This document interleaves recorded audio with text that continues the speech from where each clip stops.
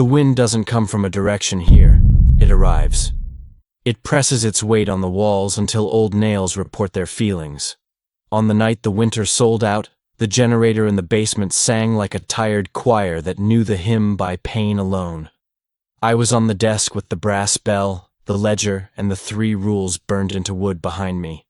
No deals above the desk. No names after midnight. No fire in the north wing.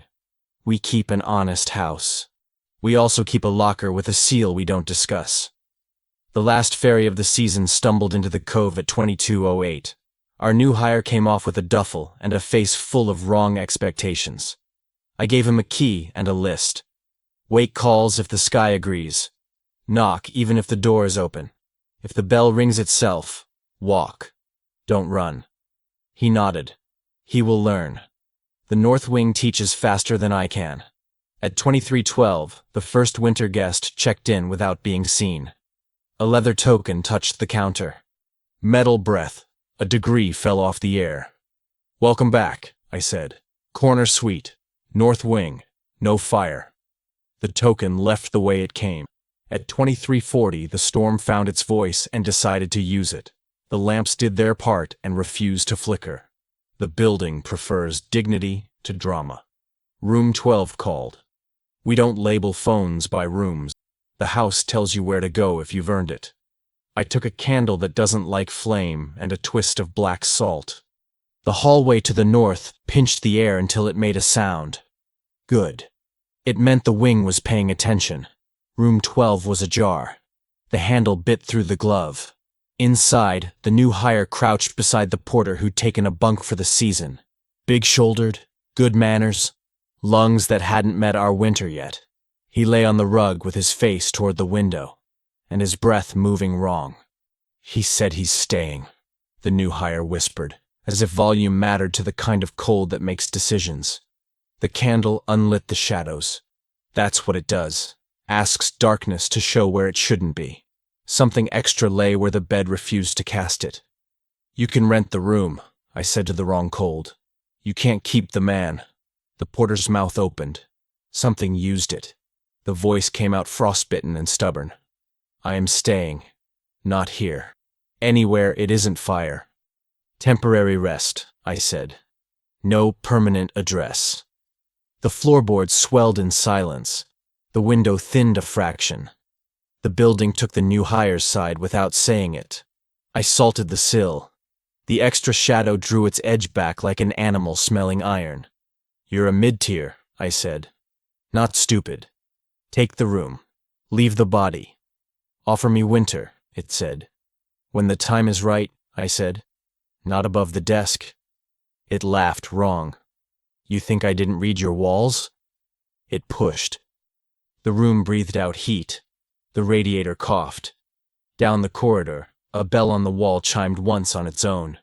Not our brass bell. The corridor bell. The one for guests that prefer hallways. I stepped back into the hall and saw him, the antlered guest in the doorway of 18.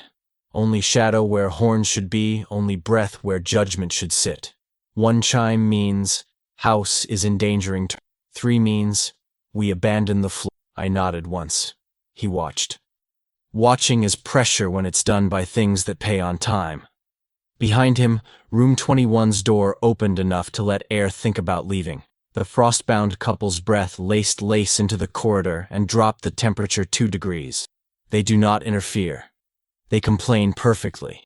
Downstairs, the dry nun crossed the lobby without touching the floor. The glass of the old wall clock fogged from the inside, and the second hand walked backward for a single minute. House warning. Balance tipping. Back in 12, the porter's hands found the bed frame and squeezed metal like it might transmit him fully into here. His eyes were 2 kinds of cold. The human and the other. The wrong one looked at the radiator. Don't, I said. Fire, it said. No fire in the north wing, I said. 3rd rule. Make me leave, it said, and smiled with the porter's teeth. Attempt 1 is always gentle. I hung the black cord over the doorframe, laid a line of salt along the floor, and set the candle on the dresser. The room's shadows remembered the corners they'd rented and moved back in. The porter's breath looked human again for 30 seconds. Then the radiator snapped, hot and fast, as if a hand had reached up from under the floor and turned a valve that isn't there. The frost-bound couple's lace flared and vanished. The corridor bell chimed twice. 2 is a promise. The antlered guest stepped closer to the threshold without stepping at all. "I can bring heat from the side you don't name," the wrong cold said proudly, and the wallpaper lifted in blisters that refused to be steam. Attempt 2 is not gentle. I put my palm on the radiator and let the iron ring I wasn't wearing burn a mark in my skin anyway. The building understood and shut the pipes like a throat. The porter screamed without sound. The room stank of winter burned in a summer imagination. He stood in one movement that belonged to nothing human and grabbed my coat. Fingers learned how fabric protests. He threw me into the hall. My shoulder met the wood at the turn where the floor asks you to lean right. I did. The wood held. The dry nun's minute ended. The second hand forgave us. The antlered guest's shadow leaned an inch farther. The frost-bound couple laid a token of ice on the stair post. Complaint formal. "You're losing your floor," the new hire said, "because honesty chooses its host at random in emergencies." "I'm not losing anything," I said, and believed it enough to make it true for 10 more breaths. The wrong cold walked the porter into the hall. The walls remembered fires the building never had, and cried sap that hadn't lived in the timber in 100 winters. The corridor narrowed. The house doesn't like fights. It makes fights stand close where they can't throw and must decide. "Last chance," I said. "Room or body?" "Both," it said. "Or I light your rule on fire." The corridor bell thought about 3. It didn't dare. 3 means an empty wing for a year, and this house is not rich. We went to ground the old way. No names, no speeches, just cold against cold. I took his wrists and found wrists that weren't there but could be persuaded by the idea of grip.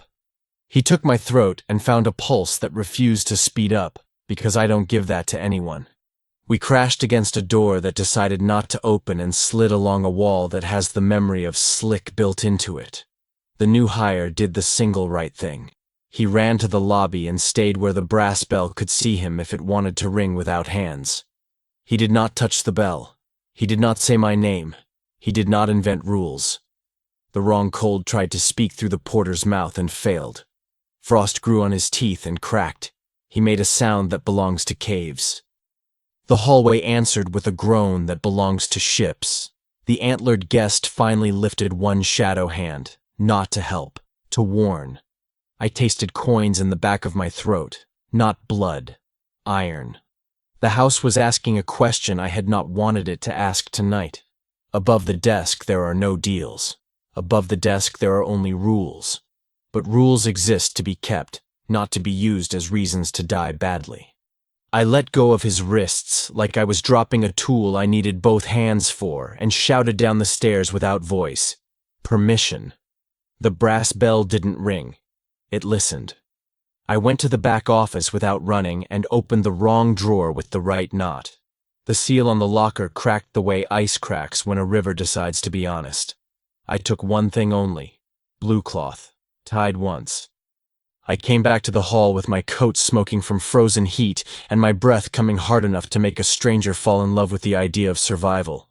The wrong cold laughed with the porter's chest. It stopped laughing when it saw the color of the cloth. "Last offer," I said. "Room or body?" It leaned forward. "Both." "Then you freeze with him," I said, and put my back to the wall because I prefer to have one friend in a fight. I untied the blue with a thumb that didn't want to work anymore.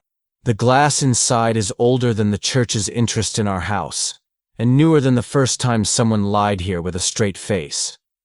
It reflects a place that is not a place. It reflects the other side of what you ask for. I held it up. Not to him. To the window. Outside, the storm pressed its skull against the pane and grinned with ice. The mirror refused to show the storm. It showed cold that hates fire more than it loves itself. It showed a winter nobody survives, and everyone visits if they deserve it. The porter's head turned on a hinge he hadn't consented to. His eyes went the right kind of wide for a breath. The wrong cold inside him reached without permission, like a hand toward a stove but bled envy instead of blister. You can feel it, I said. Every winter. Every time the storm comes to our glass. You can wear the cold without the building, without the boy. You can taste frost from a world away. You will never be warm again. You will never forget. You will not be here. The corridor bell took a breath and held it. The antlered guest lowered his shadow hand a fraction. The frost-bound token did not melt. The dry nun stood at the top of the stairs, the way a portrait stands in a hall, and waited for the verdict. What does it cost? Because mid-tiers still traffic in trade. Leave the boy, I said, and never press your face to this glass from the inside. This is a window only one way, it thought. The porter's face did not deserve the expressions passing across it. I've seen worse. The house has too. Say the rules, it demanded. No names after midnight, I said. No deals above the desk. I paused, looked at the token on the stair, looked at the bell that hadn't rung. No fire in the north wing. And the other, it said. We don't keep what isn't ours, I said. It came out of him like steam forgotten by a kettle. The breath in the corridor turned white, then clear, then white again, as if changing its mind about what state it should be in. The wrong cold slid into the glass like fog that decided to be a mirror. For a second, the pane showed a handprint from the far side. 5 long marks not made for gloves. Then it frosted over and hid itself, polite. The porter fell and caught my shoulder with the wrong weight and the right gratitude. He will claim not to remember. That is a kindness we do not correct. The antlered guest vanished with the light. The frostbound token cracked itself and sublimated into nothing. The dry nun turned the minute hand back to where it belonged and floated through a wall it liked better. I rapped the blue once, not twice. Twice promises belong to churches and fools. Once is a contract. Back at the desk, the brass bell rang exactly once, at the pitch that means good house. The radio in the office woke and muttered Latin about audits that never arrive before thaw. I turned it down until it forgot to insist. The new hire asked if he could sleep in the office. I said yes. He asked if we had mirrors in rooms. I said no. He nodded like a man agreeing to weather. When dawn made a mean attempt at the horizon, I set the wrapped glass behind the ledger and touched the wood where the rules live. It felt warmer than it should have. The building forgave me. Or it hadn't decided yet. Buildings take their time. Time here is mostly winter anyway. We're sold out. We keep the cold. And we don't keep what isn't ours. If spring brings an audit, they'll count rooms and fuel and sheets and find numbers that behave. They won't count the breath that fogs glass from the wrong side. They won't meet the antlered guest's shadow where the corridor tightens like a throat. They'll press the brass bell and it will ring like a bell. It won't sing the other song. I logged the night with no names. I made coffee that hurts less than the wind. I stood at the window until my reflection forgot it was mine. The wind arrived again just to remind us both who runs the place. The house didn't answer with sound. It answered by standing. That's all we do that matters. Morning up here is a rumor you agree to repeat. The storm had not finished speaking. It just paused to breathe. The building took inventory. Fuel, food, linens, nerve. We had enough of each to fail gracefully. We had just enough of each to succeed. The porter woke with a headache that remembered other people's dreams. He apologized to the stove for the trouble it didn't cause. He'll be fine if he never tries to understand anything again. That's a fair ask in this house. The new hire brewed coffee. It tasted like thaw attempting dignity. He didn't ask questions. That is a skill, not a lack. At 08:10, the radio muttered Latin into a throat full of static and dropped the phrase that means someone is filing a paper about us. Use of restricted articles. Noted. The last word always lands like a coin. We don't pick it up. At 09 Zhao, the hallways adjusted their shoulders. Hospitals du Norte prefer their floors quiet. The antlered guest left a dark print on the corridor runner that refused to be vacuumed. The frost-bound couple's breath cut patterns on the inside of their window you could study as if they were mathematics. The dry nun did not leave her room. That means the balance, for now, tolerates us. I did rounds. Rounds are a prayer that uses boots instead of words. Doors latched themselves when I touched them. Curtains did not invent faces. The house was cooperating because it likes the appearance of calm while it thinks. Room 12 smelled of iron and felt of apology. I checked pulse, pupils, palms. I checked the radiator with the back of my hand and let it hold a grudge. It will forgive later, or it won't. Radiators are like ants. I tightened the knot on the blue cloth and set it where ledger shadows fall deepest. Out of sight is not out of house. Everything here sees sideways. By noon, the storm decided to show us how wide the world is when it erases distance. The windows whitened into sameness. A good day to keep guests happy. At 12:14, the corridor bell offered one polite ring. I went to the desk. A token sat where a complaint sits when the complaint is older than contracts. It was a coin of ice the size of a fingernail, too small to be anything but precise. I placed it on the ledger. It did not melt. Noted, I said aloud. The house heard me and wrote nothing down. At 13:03, the phone rang without ringing. It's a line that exists between floors. When it speaks like fog. Supper, it said. The kitchen heard. The porter's hands remembered shapes on their own. Soup is a doctrine in a place like this. It forgives while it burns. At 14:20, room 19's curtain breathed without help. I watched until it stopped and then kept watching so the room knew it had been witnessed behaving. That's a house trick. You look at a thing until it stops asking to be a problem. At 16 wows, the generator coughed a request for respect. I gave it. The lights flicked to attention and held. The brass bell's head turned a finger's width, then corrected. The building was aware of something approaching from nowhere and not moving. We felt it first as warmth that wasn't heat. Not temperature. The idea of temperature forgetting itself. The corridor paint tightened. The ice on the outside of glass sighed in ways it doesn't. A line marched across the plaster like a seam unstitching itself. I stood and the chair stayed in place out of loyalty. The new hire looked at his breath and swore without language. He could see it again. He shouldn't have. The morning had ended. I took the iron ring. Not to wear. To remind my hand it could be colder than its owner. I took the lamparina que apaga sombras. I did not take the blue. Not yet. The north wing's carpet refused footprints it would have accepted yesterday. The antlered guest's door was cracked enough to let an intention show. He tilted a shadow. Not intervention. Accounting. Room 12's door was not ajar. It was waiting. That's worse.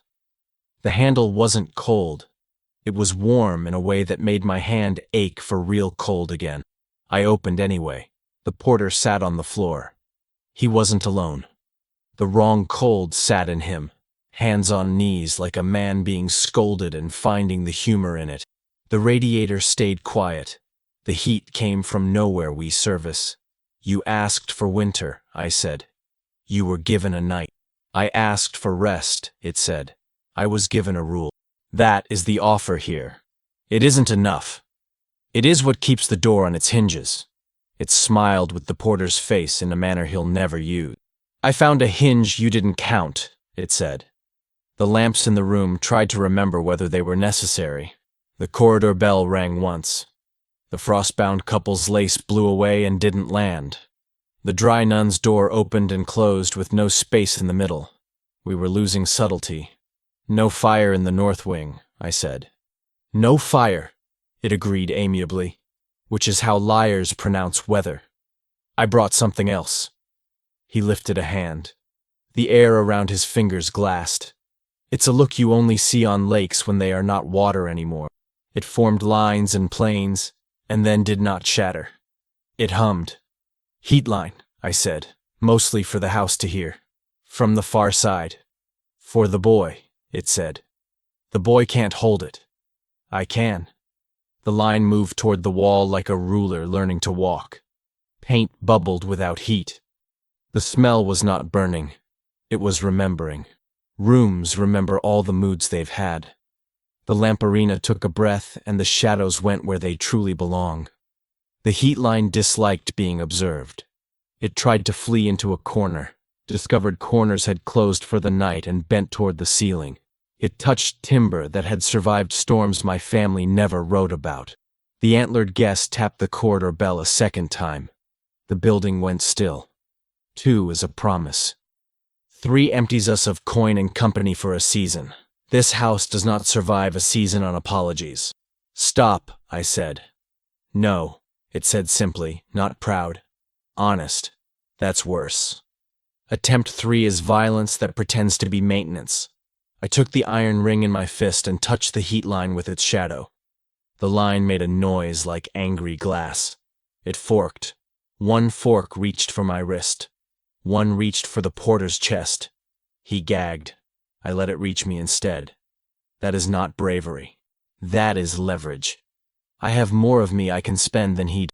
My forearm blazed cold, not frost. Absence.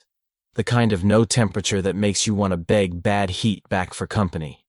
I held it and did not oblige. Look at me, I said to the wrong cold. Not at the beam. Not at the boy. At me. It did, because we were now in the only conversation it understands, endurance. It took more of my heat. It aimed to take all. That's a tactic, not a strategy. I needed the house to pick a side without me asking. It did. It does. The floor rose half a finger. The line kinked. The radiator flexed its throat like a tired singer warming up. Pipes made the sound of old metal deciding not to break. Minor miracle, crafted of maintenance, not prayer. The wrong cold laughed because it likes tests. You're stubborn, it said. I run a hotel in a storm, I said. I have an audience. The corridor bell quivered. Not a 3rd ring. Mercy. They were giving me seconds they don't give for free. The dry nun reappeared at the stair and turned the minute hand back again. A gift. Or a threat. Hard to tell. The heat line pressed. The lamparina drunk shadows greedily. The iron ring ate absence and asked for more. I could keep this dance for an hour and lose the house by dawn. Or I could pay the price we keep for last. Above the desk, there are no deals. The desk was 2 rooms away. I wasn't above it. I was shoulder to shoulder with a guest and an enemy, and a piece of the world that wanted to be a door. I backed into the hall and spoke to the house. Permission, I said. Not loud. True. The brass bell rang from the lobby once at a pitch that tells the old nails to remember why they were driven. The antlered guest stepped back a fraction. The frostbound couple set a second ice coin on the stair. The dry nun covered her eyes like a portrait ashamed of its painter. I took the blue. I brought it to the doorway and didn't cross the threshold because rules matter even when your lungs are learning new languages for pain. I will not give this to you, I said. I will offer it. It looked at the parcel and did a good impression of humility. Offer then. Leave the boy, I said, and you may visit winter through this glass whenever our winter touches it. You will feel cold. You will feel the weight of it. You will not be here. You will not be warm again. If you ever try to press through, you lose it. Forever. It wanted to ask for more. Mid-tiers always do. It didn't. The corridor bell held its metal breath. The house watched through quiet. Say your rules, it said. No names after midnight, I said. No deals above the desk. I touched the doorframe with my knuckles. No fire in the north wing. And the house rule, it prompted. We don't keep what isn't ours, I said. It smiled with a mouth that didn't belong to it. You keep an inn for weather, it said. We keep it for rest. Same thing, it said, and came out of the boy like breath, deciding to be seen. It slid into the glass the way fog dives into itself and becomes a wall. I didn't show it the mirror. I kept it wrapped.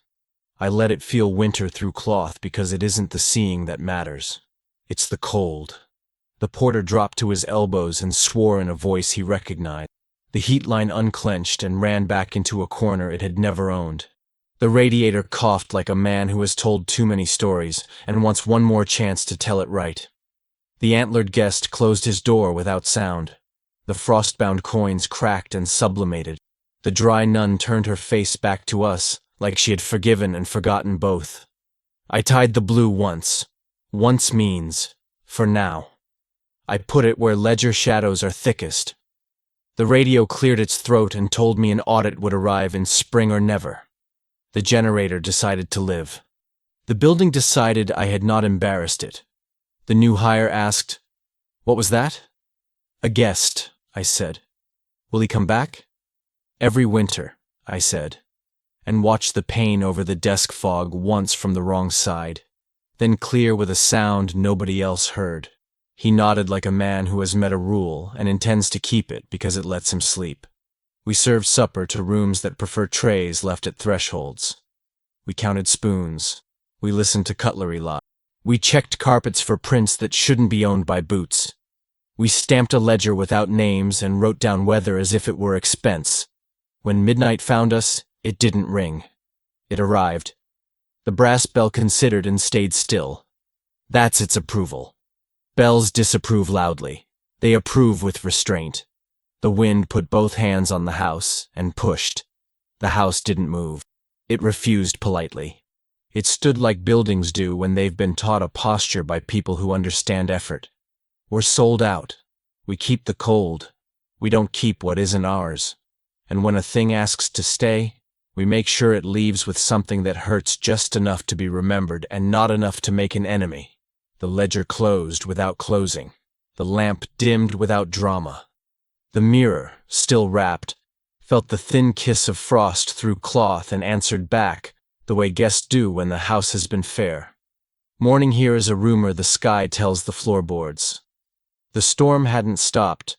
It had simply turned its face to the wall and decided to breathe quieter. The house took that as permission to act like we were fine.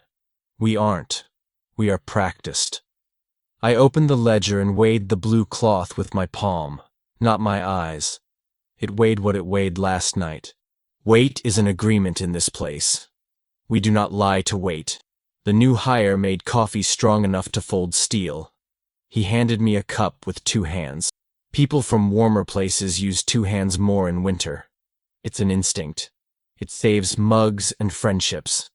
The porter shuffled in with a headache that didn't belong to him and apologized to the stove again. The stove took it well. Metal loves apology. It sounds like a file, and files are how metal feels understood. At 0728, the radio gargled a prayer in a language men invent when they want to make silence authoritative. The words that mattered floated up between cracks in the static. Field review authorized, weather permitting, interim compliance, pending. Weather doesn't permit. Weather arrives. Still, something had signed a line. Signed lines have a way of walking into our lobby even when the ferry cannot. The corridor breathed cold in even measures. Good sign. The north wing likes rhythm. Doors sat closed as if they'd learned manners overnight. The antlered guest left a ghost print across the runner. An outline that existed when you didn't look at it and politely faded when you did. Respectful. The frostbound couple's window lace had shifted from riot to geometry. It read like a blueprint now. The dry nun's door, flush and obedient, held its place in the wall with piety. At 8:10, the brass bell turned its head a finger's width toward the door and back. A courtesy cough. The house was telling me to compose my face. "Keep the kettle ready," I told the new hire. "For inspectors?" he asked. "For weather," I said. "It's thirsty." At 09:02, the wind laid a hand on the eastern wall, heavier than necessary. The house took the weight and handed it to the joists like old men passing a piano down a staircase. Both survived. The lamps observed without commentary. Good staff knows when to refrain. At 09:30, the knock that wasn't a knock found us. The air one step inside the door flexed and forgot its job. The door itself bowed half a degree inward, then corrected, like a man reconsidering a joke in a chapel. The brass bell did not ring. It held its breath as if sound would ruin someone's chances. I opened the door to a white that wasn't snow. An outline, less a body than a posture, stood in a space the storm chose not to occupy. Where it touched our floor agreed to being touched. That is a kind of compliance most people don't think about until they run a house. Field review, it said. The voice carried bureaucracy like iron carries rust. Slowly, everywhere. Not human. Not one of ours either. Something with authority borrowed. Welcome, I said. Our weather is rude. We keep it outside. I am not weather, it said. You brought some, I said. It follows me, it said. Not the other way. We looked at each other. I looked with eyes, and my neck and my hands. Houses look with wood. The building lowered the draft 1 degree to see if the figure would notice. It didn't. Good inspectors don't notice. They record. You may observe, I said. You may not count. Counting is an outcome of observation, it said, with no malice, no patience either. You may not interfere, I said. I am a ledger, it said. Ledgers do not move furniture. We accepted each other's definitions long enough to prevent argument. The figure remained where outside was inside. It didn't step onto our mat. It drew lines into air I couldn't see, and measured us against them. Guests, it said. Resting, I said. It tilted nothing that could be called a head toward the north wing. The corridor bell shivered and chose dignity over drama. 1 chime means complaint. 2 means promise. 3 empties floors. It did none. Good house.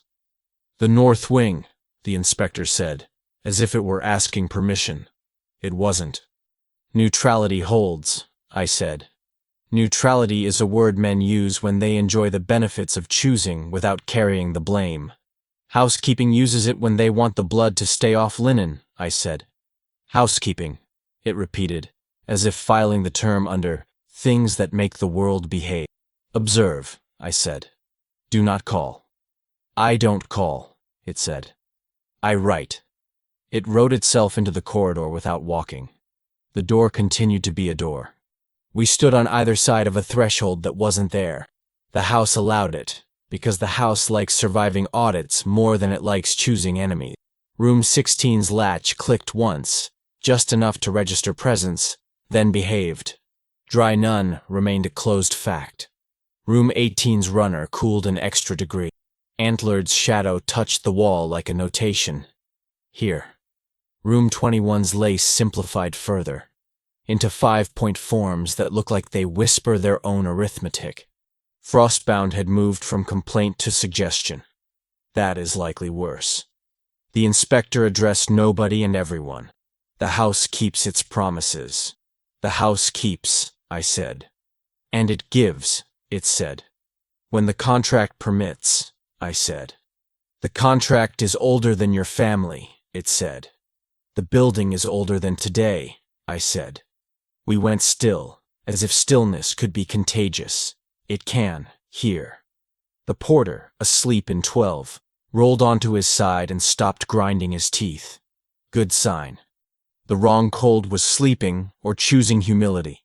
Both are acceptable during review.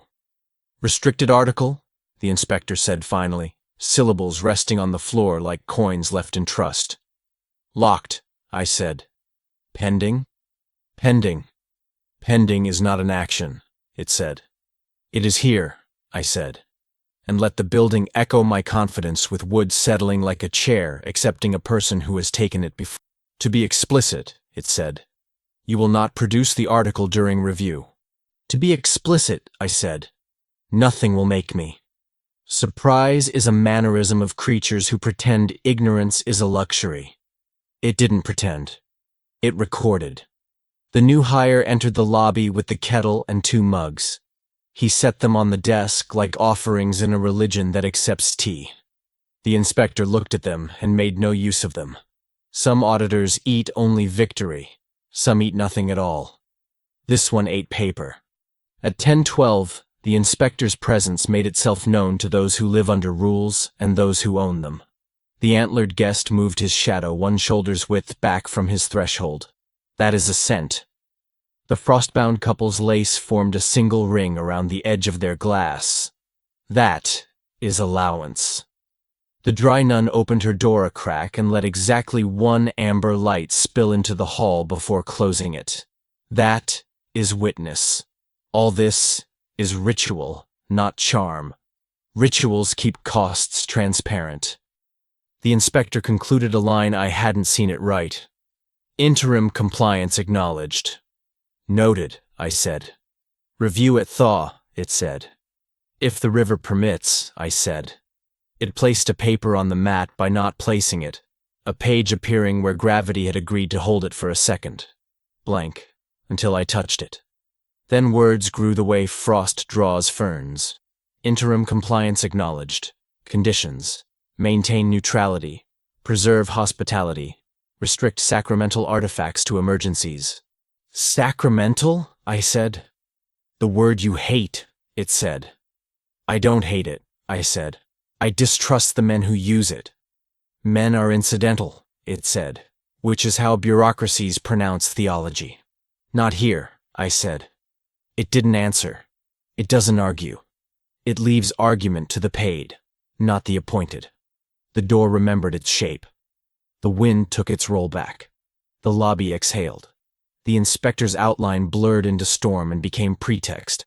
The brass bell rotated its head back to center. Approval. Bells disapprove with volume. They approve with posture. Remember that when you run a house. I filed the paper in the drawer that sticks in summer. It slid easily. Winter forgives mechanics. We ate at noon. Soup that burned tongues in a way that teaches patience. The porter cut bread and apologized to the knife, which increased its willingness to work. The new hire cleaned the floor with the technique of someone trying to survive on intent. Good. Intent buys minutes. Minutes here are expensive. At 13:01, a window in the south hallway fogged from the wrong side. It happens when guests at distances ask for views. The house decides whether to grant them. It often does. It is kinder than its owners. The fog cleared and left no prints. That means gratitude. Ungrateful fog leaves streaks humans can see. At 15:12, the generator signaled a want with a wheeze. I gave it what it asked for. A hand on the housing and a promise. Spoken low, that we were not going to fail it with cheap fuel and late filters. Machines here tone better than content. There's a sermon in that, if you like sermons. I don't. At 16 so, the storm attempted a key change and lost its pitch. The house decided we should carry the tune instead. It straightened its spine. The lamps accepted a little more responsibility for steadiness. The stairs offered less complaint on step 2. Gratitude is hardware here. At 17:30, a guest left a complaint in the form of a breath held in a corner where the corridor meets the lobby. The breath stayed for 3 counts and then released. That is an appeal. Keep it as it was. We agreed. The antlered guest refused to lean on the bell. The frostbound couple's lace stopped evolving and held its pattern like a diagram finished. The dry nun did not appear and did not need to. If she had, I would have assumed worse news. The house was balancing its ledger in posture. Evening put its knuckles on the windows and watched us act like hosts. We lit lamps early because guests prefer smooth transitions. We laid trays for the north wing with the minimum necessary ceremony: soup, bread, a slice of the cold thing that tastes of summer if summer belonged to the moon. Guests approve of food that disagrees with seasons. At 19:02, the radio coughed a syllable that should not travel by wire and stopped. It had tried to say a name. Names are off the board after midnight. We were before midnight. It still felt wrong. I turned the volume down until Latin sounded like waves. I like waves. They mind their lanes and shift prices predictably. At 20:10, the porter sat at the back step that faces nowhere. and tied his boot slowly, as if movement could change memory's shape. He will not ask me what happened to him. He will do what men of the coast do, measure himself against storms and tell better lies next season about who he is when wind arrives. Fine. Men deserve their own stories. Houses deserve theirs too. Ours are longer. At 21:30, a cable somewhere inside a wall spoke its pain and was answered by a nail that remembered purpose. People don't think houses speak. They do. They talk in tension and release, in swell and set, in the language of materials that were once alive and agreed to keep acting like they are if we treat them kindly. At 22 Wang, I stood over the ledger and felt the blue cloth pull cold into itself like sleep. It didn't thirst. It didn't beg. It didn't promise. It stayed in agreement. One visit per winter, under our roof, on our terms. The other party to the agreement felt it, wherever it keeps its own books. I know, because the window just to the left of the desk fogged a coin-sized circle, and then cleared with restraint. Hospitality is a sport of control. Both sides know this. The best games have no referees because the players are honest. At 22:40, the corridor shifted flavor. Not heat. Not cold. Not even presence. Intention. Something had decided. It wasn't a mid-tier looking for relief. It wasn't a North Wing veteran testing a rule. It wasn't weather. The house waited. I listened. Footsteps on stairs that weren't stairs. A pause at the corner where the floor asks for a lean right. The lean was correct. You can tell by noise. Wrong leans make confession. Right leans make you part of the wood. The dry nun's door opened the width of a prayer and shut. The corridor bell didn't ring. The antlered guest lowered his shadow horns as if not to spook a skittish animal. The frostbound couple's lace made room for a symmetry it hadn't anticipated. Hospitality makes space. Even the cold kind. It stopped halfway down the hall and tested the air near the ceiling as if reading for dust. We dust. Dust is a home's way of keeping secrets visible. We do not remove all of it. We curate it. It stepped into the lobby without moving past the door and stood near the desk with the sort of stillness that makes young men perform and old men write. It didn't belong to one side or the other. That's not allowed, and yet everything here is allowed if it pays in the correct currency. What do you need? I asked. Silence like old metal. Payment, it said. The voice was tired of making rules and had come to ask for mercy instead of enforcement. That happens to all of us eventually. Didn't we pay? I asked. Didn't we pass inspection? Not that ledger, it said. The other one. There are only two that matter here, I said. Then it is the third, it said. Sometimes night throws you a sentence you aren't equipped to file. You file it anyway. The house wouldn't keep standing if we insisted on simplicity. What do you want to leave with? I asked. A rule, it said. Written. Where? I asked. And for who? On your board. For whatever comes that thinks it can love fire and winter at once. Ritual stilled. The bell watched. The windows stopped impersonating clouds and became glass again. Even the generator angled its hum to listen. I turned to the board where my family burned 3 lines, and never another because you do not add to commandments without losing teeth. No deals above the desk. No names after midnight. No fire in the north wing. The 4th. It said gently. There is a time to slam doors on entities that speak in additions. This did not feel like that time. What's the sentence? I asked. It placed a knot hand beside the ledger where sunlight would land in a season the building doesn't like admitting exists. Enough weight to be real, not enough to alarm. Cold is hospitality, it said. Not residence. I understood. The house did too. The wall wood warmed a degree and then settled. A sign carpenters read as, "Go on." I took the iron stamp that leaves nothing but stubbornness and pressed it into the board beneath the 3rd line. The words sat there black and simple and entirely moral. Cold is hospitality, not residence. The bell turned its head toward the door and back. Approval. The dry nun moved her minute hand forward 1 minute in a grace we didn't earn. The antlered guest drew a small antler in dust on the corridor runner and erased it with his shadow. The frostbound couple's lace bloomed briefly into a shape that looked like gratitude, and then returned to geometry. Payment settled, I said.